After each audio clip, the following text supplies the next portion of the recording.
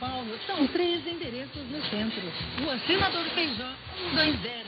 Rua Quintino Bocaiúva, 234. E Barão de Itapetininga, 246. Todas próximas à Catedral da Sé. E em Santos, no Embaré, na Rua Fábio Visconti, número 8. Rádio 9 de Julho, 2011. Fique ligado no que vem por aí. Olá, amigo ouvinte, no programa Nos Passos de Paulo. No próximo dia 28 de fevereiro estaremos em novo horário. O programa Nos Passos de Paulo vai ser apresentado das 20 às 21 horas aqui na Rádio 9 de Julho. Aguarde as novidades do programa. Nós seguimos Jesus nos Passos de Paulo. Rádio 9 de Julho, 11 anos. A rádio da Igreja de São Paulo.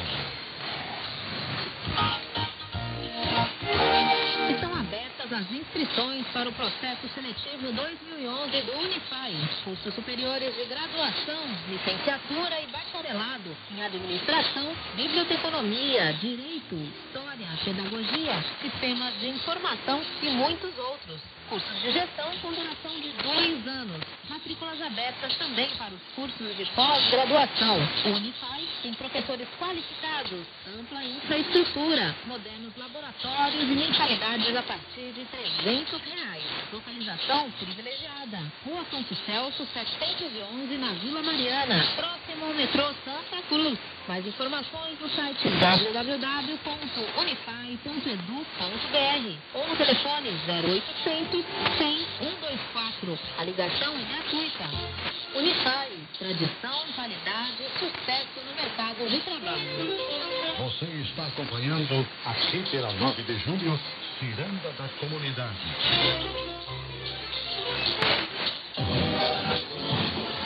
Momento pastoral.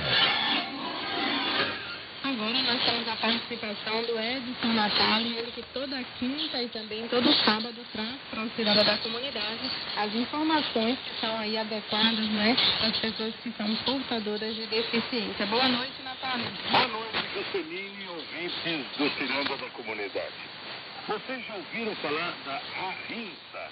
A ARINSA é uma entidade que cuidam surdos cegos. Nossos amigos, a Cláudia Sofia, talvez alguns já viram ela na televisão, no Faustão, em algum outro lugar. Ela é uma pessoa que, veja você, ela fala com você através do contato, do tato dos dedos abaixo dos seus lábios. Fantástico, não é? E eles, claro, têm um trabalho muito interessante, eles têm uma padaria, eles têm